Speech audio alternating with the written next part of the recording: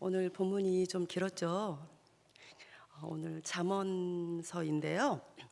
잠언은 그 경험과 그 관찰한 내용을 날카롭고 간략하게 진술한 책입니다. 그 잠언의 그 전체적인 내용을 살펴보면 우리가 어떻게 살 것인가, 잘 사는 비결에 관한 것입니다. 그리고 잠언의 주제는 지혜입니다. 그러니까 지혜란 인간의 삶에 대해서 통달하는 것으로서 인간이 의롭게 바르게 살아갈 때에 인생의 참된 성공을 얻을 수 있다는 삶의 원리를 가르쳐주는 책입니다. 이 지혜를 그러니까 쉽게 말하면 삶의 기술입니다. 그 기술이란 무엇일까요? 한마디로 말하면 의롭게 사는 것입니다. 의롭게 사는 것만이 우리가 그토록 갈망하는 성공과 행복을 가져다 주는 것입니다. 우리 인생들은 그러니까 잘 살고 싶은 욕망이 강합니다. 그러나 잘 사는 것에 대한 그 기술이 없다 보니 자기 방식대로 정해놓고 마치 경주마가 앞만 보며 달려가듯이 열심히만 삽니다.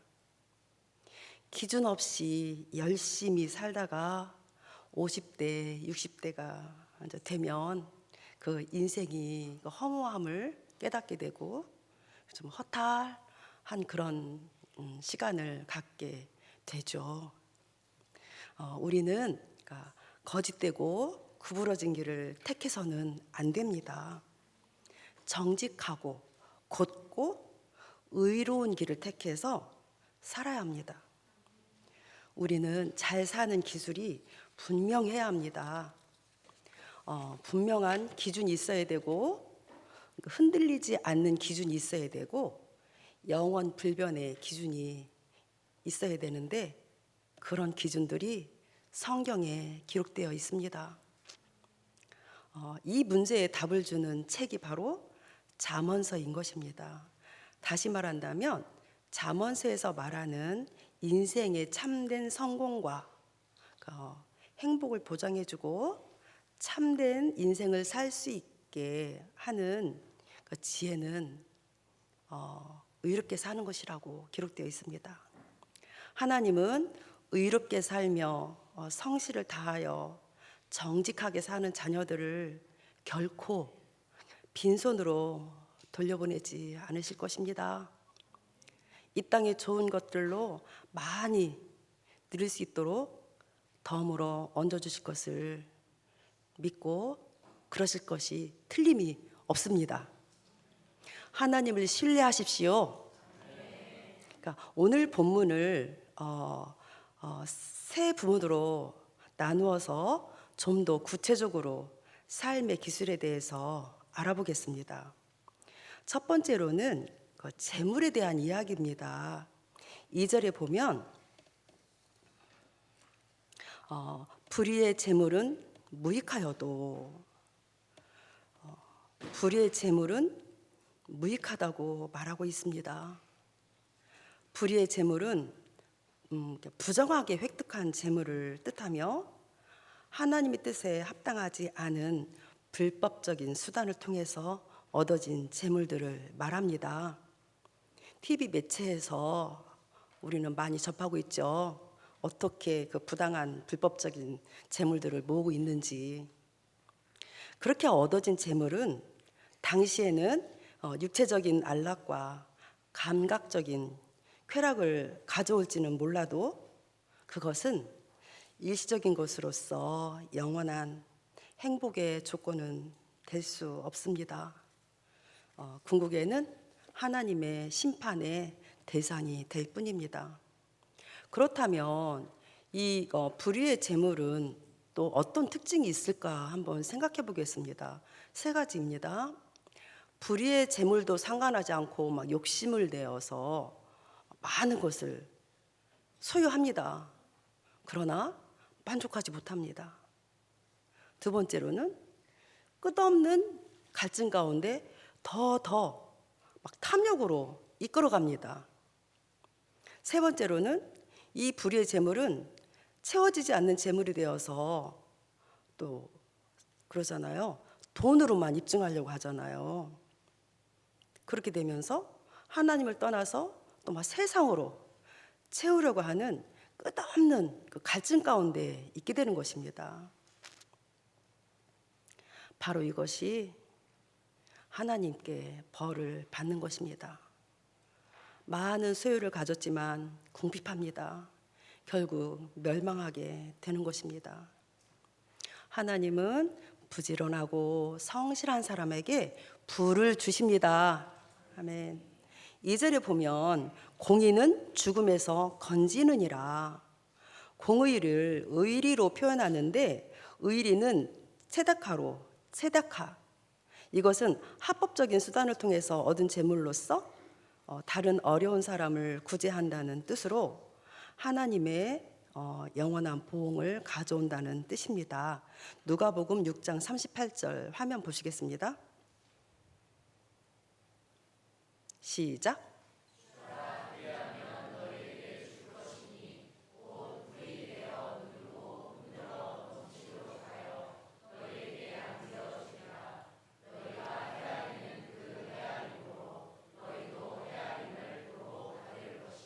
아멘. 주라.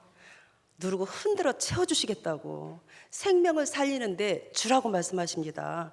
이 말씀에 은혜 받으시기 바랍니다. 그러니까 하나님의 뜻에 맞는 그 합법적인 재물이 우리에게 그 생명을 준다고 이야기하고 있습니다.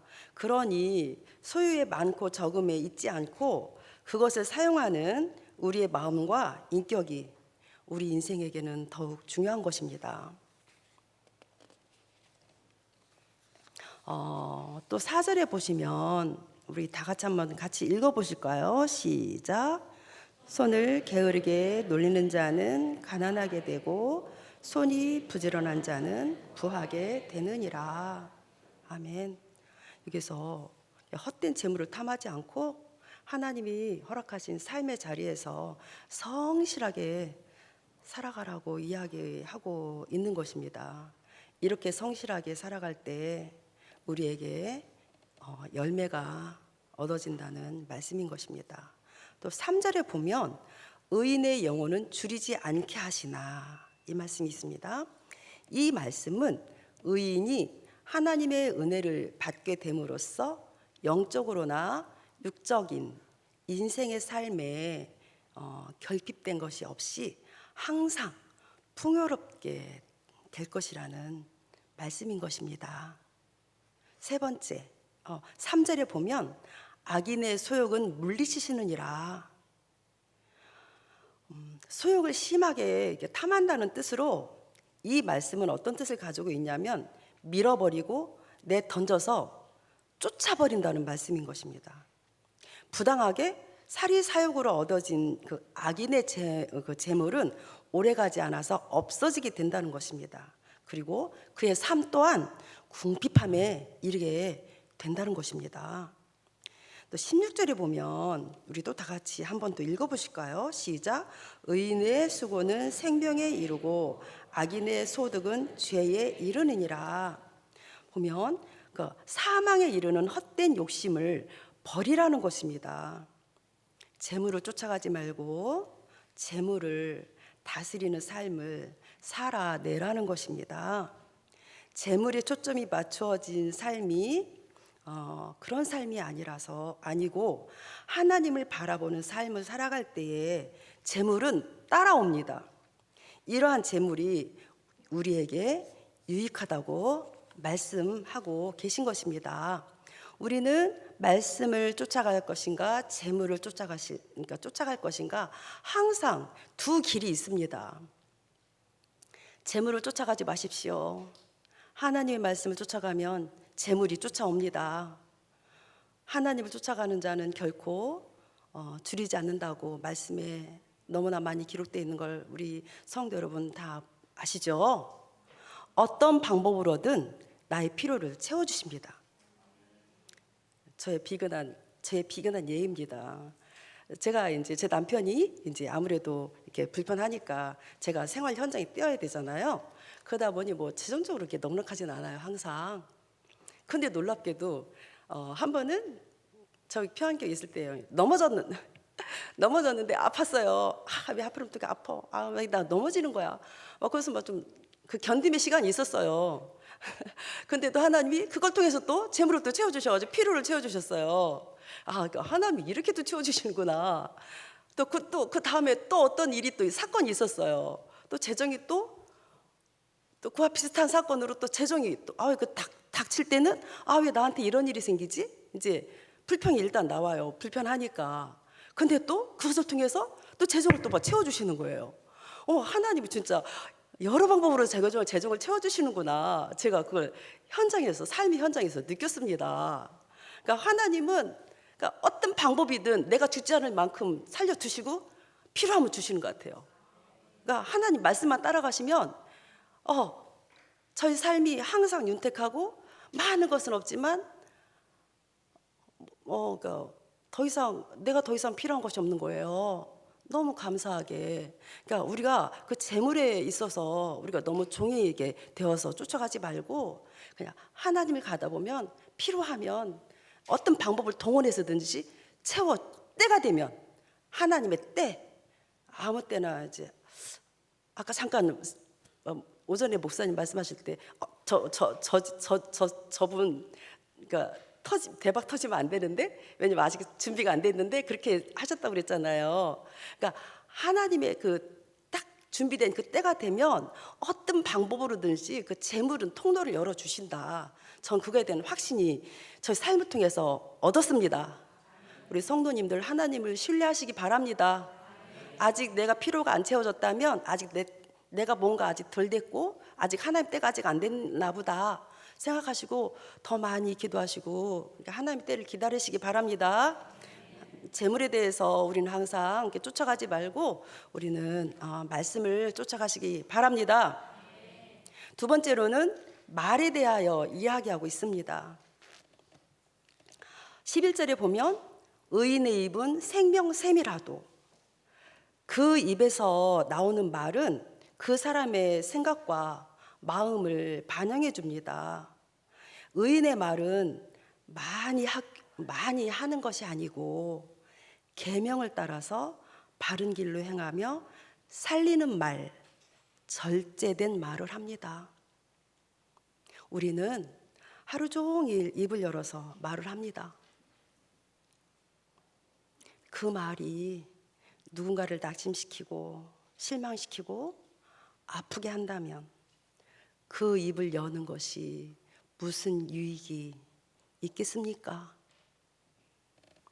11절 악인의 입은 독을 머금었느니라. 악인의 입은 독을 머금고 있기 때문에 하는 말마다 악이 꽉 찼어요. 나올 때 막 악이 나와요. 막 다툼을 일으켜요. 분열을 일으켜요. 막 죽이는 말을 해요. 지금 그 말씀입니다. 악인의 입은 독을 머금었느니라. 그런 사람 옆에 있으면 막 상처가 막 부상자들이 막 팍팍팍팍 생기죠. 아파. 그렇죠? 그런 분 옆에 가지 마시기 바랍니다. 이렇게 그러나 우리 하나님의 자녀들에게 있어서는 말은 너무 중요합니다. 때로는 그렇다고 말 않고 있는 건 또 잘하는 것도 아닙니다. 우리 속담에 있죠. 침묵은 금이라는 속담이 있잖아요. 근데 무조건 침묵한다고 그건 잘하는 건 아니에요. 그러니까 우리가 말을 해야 할 때가 있습니다. 어느 때냐면 힘을 잃고 낙심한 사람 있으면 옆에서 일으켜 세워주고, 좌절한 사람 있으면 위로해주고, 생명수 같은 그런 말을 우리는 해야 합니다. 그런 때만 입을 열어서 말을 하시기 바랍니다. 때에 맞는 그 말 한마디가 생명을 잉태합니다. 생수 같은 말을 하여서 따뜻한 사람이 되시기를 바랍니다. 14절 보시겠습니다. 같이 읽을게요. 시작. 미련한 자의 입은 멸망에 가까우니라. 아멘.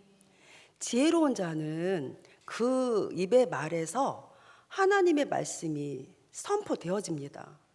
그러나 악인의 말은 그릇된 욕심에서 나오기 때문에 멸망에 이를 수밖에 없다는 말씀입니다. 잠언서 18장 20절 화면 보고 읽으시겠습니다. 시작.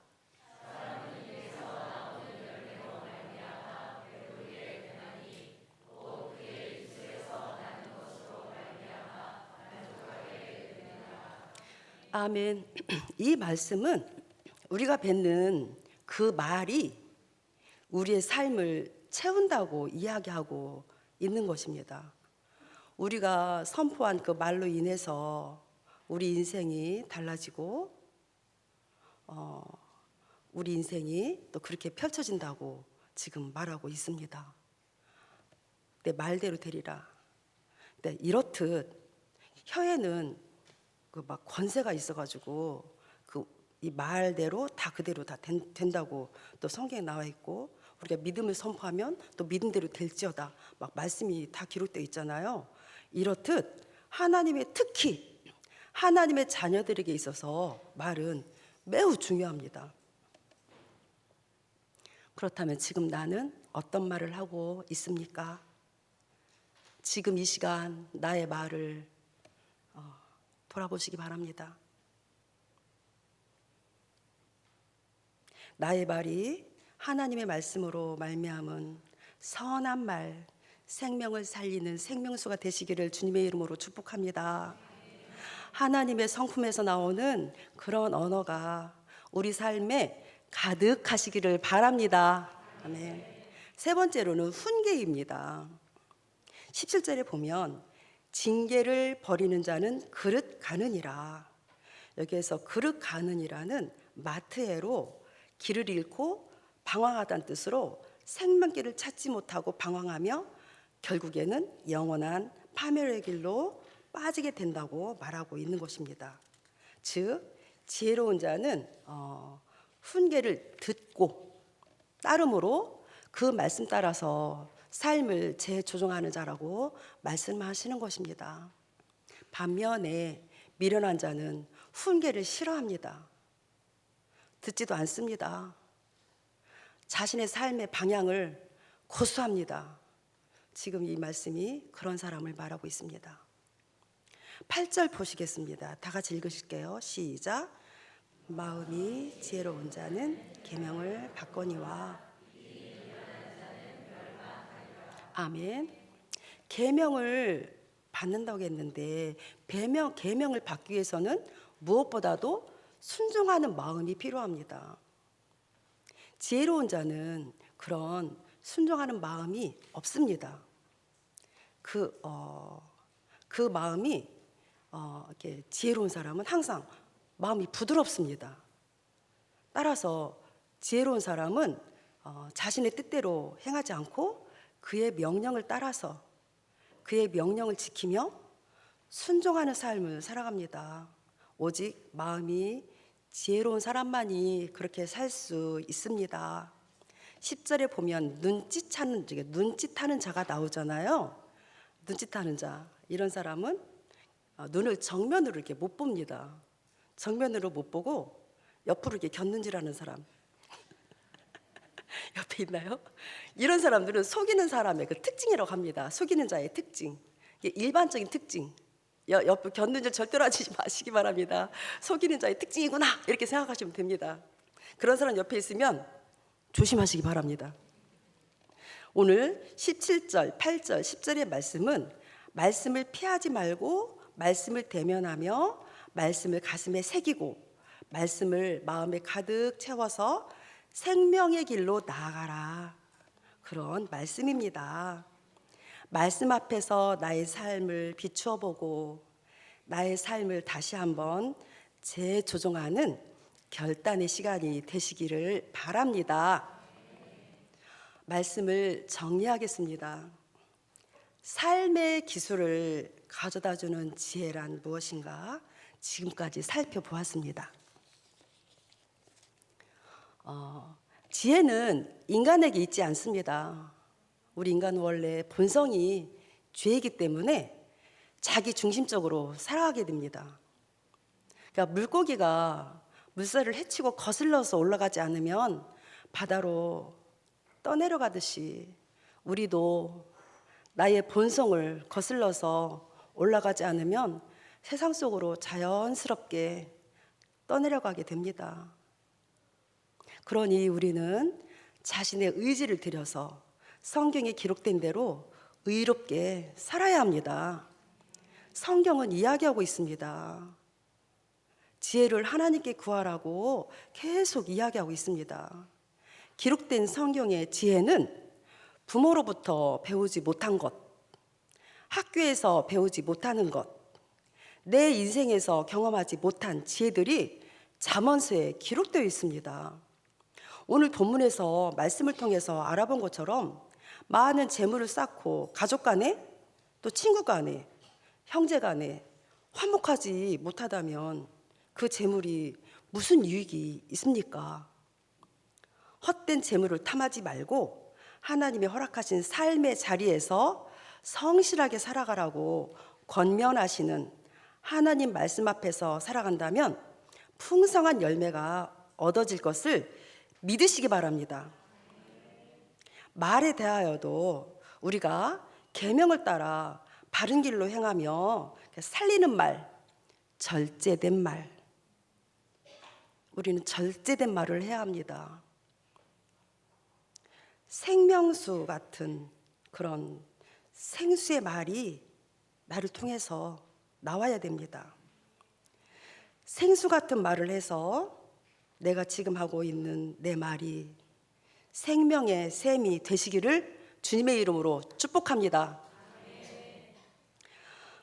오늘 본문 말씀 1절에서 17절까지 읽었는데요. 이 말씀을 그러니까 일상의 언어로 쓰여진 그 메시지 성경을 보고 제가 많이 이렇게 더 이해를 쉽게 했거든요. 저만 혼자 읽으면 좀 아쉬운 것 같아서 성도님들께 메시지 성경으로 쓰여진 일반적인 언어로 쓰여진 성경을 읽어드리고 말씀을 마치겠습니다. 1절에서 17절 좀 메시지 성경 내용대로 제가 한번 읽어드리고 말씀을 마치겠습니다. 한번 비교하면서 들어보시기 바랍니다. 1절부터 17절까지 제가 읽겠습니다. 지혜로운 아들은 아버지를 흐뭇하게 하지만 어리석은 아들은 어머니를 슬프게 한다. 부정하게 모은 재산은 쓸모가 없지만 정직한 삶은 영원히 남는다. 하나님은 정직한 사람을 굶기지 않으시고 악인의 탐욕을 물리치신다. 게으르면 가난해지고 부지런하면 부유해진다. 해가 떠 있을 때 건초를 말리는 것은 영리한 일이지만 추수철에 낚시하러 가는 것은 어리석은 일이다. 선하고 정직하게 사는 자는 복을 누리지만 악인의 입은 독설이 가득한 어두운 동굴이다. 선하고 정직하게 살면 칭찬을 받고 기억되지만 사악하게 살면 썩은 내만 남는다. 마음이 지혜로운 사람은 명령을 따르지만 머리가 텅 빈 자는 어려움을 겪는다. 정직하면 당당하고 근심 없이 살지만 구린 짓은 언젠가 드러나기 마련이다. 시선을 피하는 것은 문제가 생길 조짐이다. 마음을 열고 얼굴을 마주 보아야 평화가 찾아온다. 선한 사람의 입은 생명을 주는 깊은 우물이지만 악한 사람의 입은 독설이 가득한 어두운 동굴이다. 미움은 싸움을 일으키지만 사랑은 다툼을 덮어준다. 통찰력이 있는 사람의 입술에는 지혜가 있지만 시야가 좁은 사람은 따귀를 맞아야 정신을 차린다. 지혜로운 사람이 쌓은 지식은 참된 보물이지만 다 아는 체 아는 사람의 말은 쓰레기일 뿐이다. 부자의 자산은 그의 견고한 성이지만 궁핍한 자의 가난은 그를 망하게 한다. 선한 사람은 활기 넘치는 삶을 보상으로 받지만 악한 사람에게 남는 것은 죄뿐이다. 절제된 삶은 생명에 이르는 길이고 책망을 무시하면 영원히 길을 잃게 된다. 아멘. 기도하시겠습니다.